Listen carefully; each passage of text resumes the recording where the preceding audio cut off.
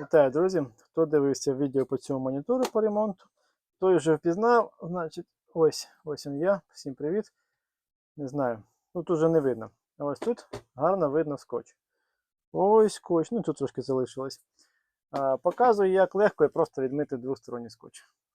Двосторонній скотч, залишки скотчу, звичайно, не важливо. Берете ВД-40, берете ганчірочку, гарненько наливаєте.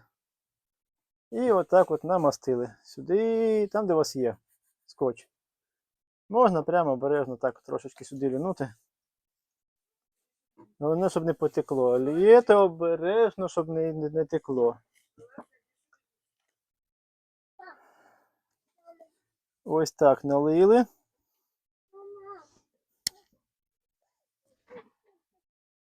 Залишилося скотч, сонечко тут. Залишилося скотч, то є сонечко тут. Я вибачаюсь. Перепрошую, продовжуємо.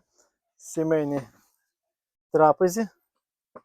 І ось таким чином, коли у вас воно трошки, буквально хвилинку, багато не треба, воно починає підкисати, витираєте. Перевертаєте ганчірку, тому що воно забивається в неї і потім гірше витирає.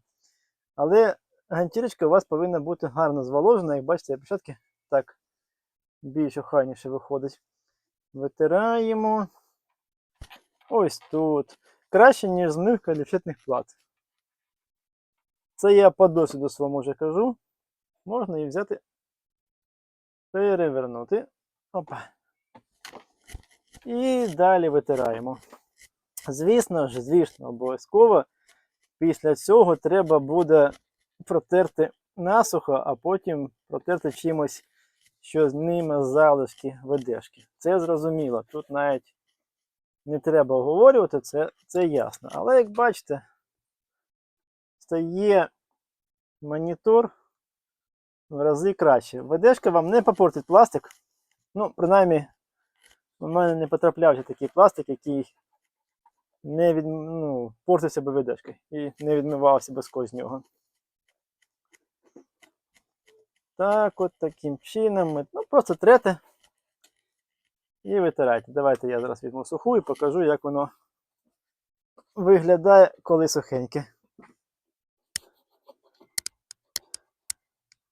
Тут трошки залишив скотча і все. А так все ідеально, чисто. Давайте я може ближче вам покажу.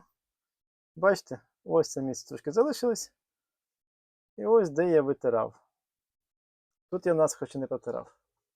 І друга сторона не протерта насухо, тому все блікує. Таким чином банально просто відмиваються залишки скотчу, двостороннього скотчу, скотча.